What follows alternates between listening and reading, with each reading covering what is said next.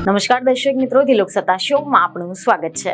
મંગળવારે એટલે કે 22મી એપ્રિલના રોજ જમ્મુ કાશ્મીરના પહલગામમાં એવી ઘટના બની કે જેને સમગ્ર દેશને ગુસ્સામાં અને શોકમાં ગરકાવ કરી નાખ્યું છે।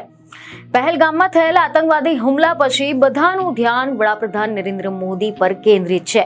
લોકો ભારતના પ્રતિભાવની રાહમાં બેઠા હતા અને ત્યાં જ ભારતે તાત્કાલિક પાકિસ્તાનને આ હુમલા માટે જવાબદાર ઠેરાવીને એવા કડક નિર્ણયો લીધા છે કે જેના કારણે પાકિસ્તાનને પરસેવો વળી ગયો છે।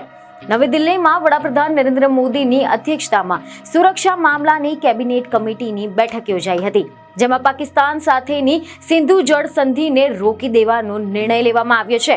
એટલું જ નહીં, અટારી બોર્ડર ચેકપોસ્ટ બંધ કરવા, તમામ ભારતીયોના વિઝા રદ કરવા, ભારતમાં રહેતા પાકિસ્તાનીઓને 48 કલાકમાં ભારત છોડવાના આદેશ સહિત ઘણા બધા મોટા નિર્ણયો લેવામાં આવ્યા છે।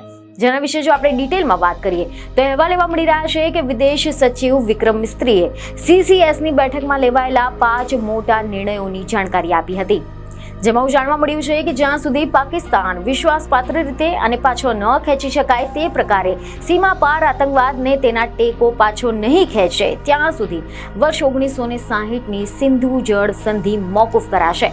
આની સાથે જ રિપોર્ટ એવા મળી રહ્યા છે કે આ નિર્ણયોમાં તાત્કાલિક અસરથી અટારી એકીકૃત ચેકપોસ્ટ બંધ કરાશે, તેમજ જે લોકો માન્ય દસ્તાવેજોની સાથે ભારતમાં આવ્યા છે તેઓ 1 મે 2025 સુધી એ જ રસ્તે પેલે પાર જઈ શકશે।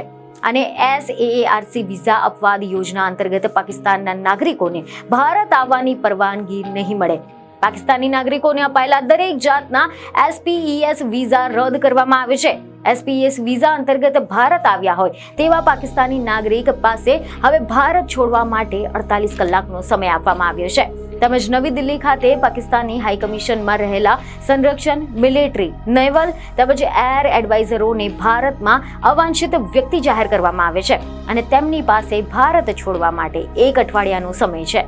ભારત ઇસ્લામાબાદ ખાતેના ભારતીય હાઈ કમિશનમાંથી પોતાના સંરક્ષણ, નેવી, એર એડવાઇઝરોને પરત બોલાવી લેશે, તેમજ બંને દેશોના હાઈ કમિશનોના આ પદ રદ કરવામાં આવેલા માનવામાં આવશે। બંને ઉચ્ચાયોગે આ સૈન્ય સલાહકારોના 5 સપોર્ટ સ્ટાફને પણ પાછા ખેંચી લેવામાં આવશે। ઉચ્ચાયોગમાં કર્મચારીઓની સંખ્યા 55 થી ઘટાડીને 30 કરવામાં આવશે અને આ નિર્ણય 1 મે 2025 થી લાગુ થઈ જશે। બીજી એક ખબર સાથે ફરી મળીશું। ધન્યવાદ।